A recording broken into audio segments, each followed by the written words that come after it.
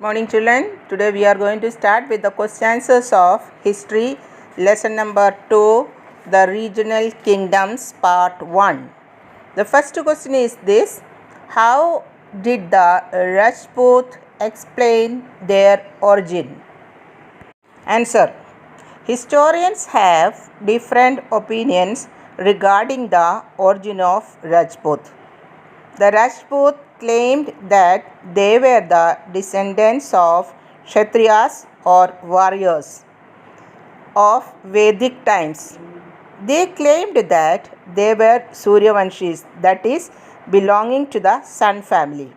And they said they are Chandravanshi, that means belonging to the moon family. Some clans considered themselves to be part of the fire family, that is Agnikula. They believed that they were born out of sacrificial fire. Question number 2. How did Muhammad Ghori benefit from Mahmud of Ghazni's death? Answer: Ghor was a small kingdom in present-day Afghanistan. Mahmud of Ghazni had defeated the ruler of Ghor and had made him his vassal. After Mahmud's death, the Ghaznis became weak. Taking advantage of this, Muhammad made Ghor independent once again. Question number 3. Which ruling dynasties engaged in a tripartite struggle to control Kannauj? Give a reason. Answer: the Palas, the Gurjaras, Parthigaras, and Rashtrakutas were engaged in tripartite struggle to control Kannauj. The reason is that Kannauj could control the resources, that is mineral, agriculture, trade of the entire Ganga valley. Next question, that is fourth question. How do you know that the Rashtrakutas were patrons of art, architecture and literature? Answer: the Rashtrakuta kings were patrons of art, architecture and literature. The famous Kailasha temple at Ellora and the rock-cut cave at Elephanta were carved during the reign of the Rashtrakutas. The rulers also encouraged the growth of regional languages, especially Kannada. Next question: what do you know about the Chola sculpture? Answer: the Cholas were excellent at making images of gods and goddesses, and the images were made of either stone or bronze. The image of Lord Shiva as Nataraja was the finest specimen of Chola art. Now let us start with exercise D, that is give long answers for the following question. The first question is that how was the clash between Prithviraj Chauhan and Muhammad Ghori in 1192 different from the clash in 1191? Answer: in 1191, the armies of Muhammad Ghori and Prithviraj Chauhan clashed at Tarain. Muhammad Ghori was defeated in the first battle of Tarain. Muhammad Ghori began to regroup his force. The two armies met once again in 1192. This time, Muhammad's party was better prepared.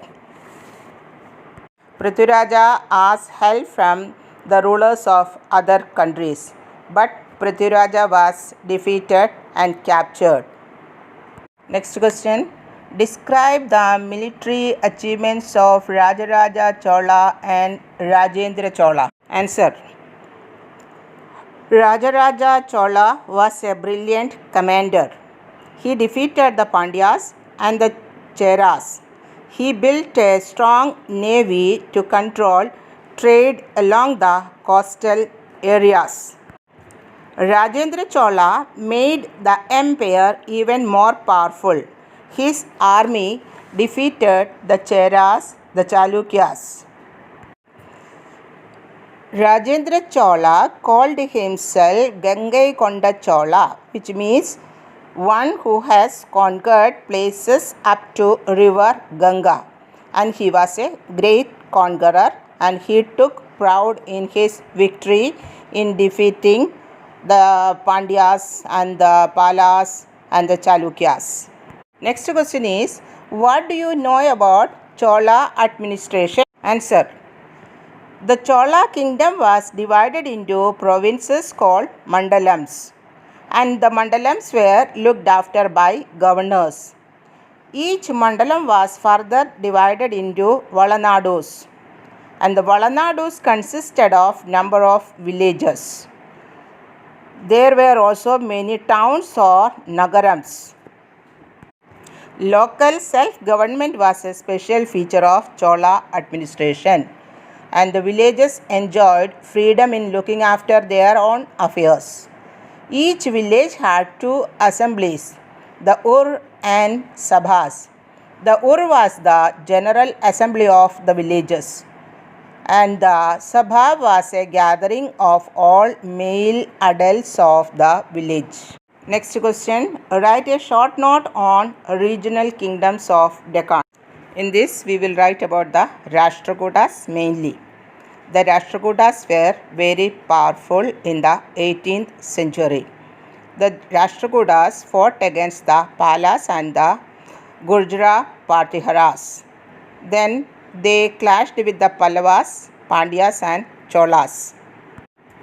The Rashtrakutas were patrons of art, architecture and literature. The famous Kailasha temple at Ellora and the rock-cut caves at Elephanta were carved during the reign of the Rashtrakutas, and they encouraged local languages. Other kingdoms were Yadavas of Devagiri, then the Chalukyas of Kalyani, then the Kakatiyas of Warangal, and the Hosalyas. You can write one sentence from other kingdoms of your choice.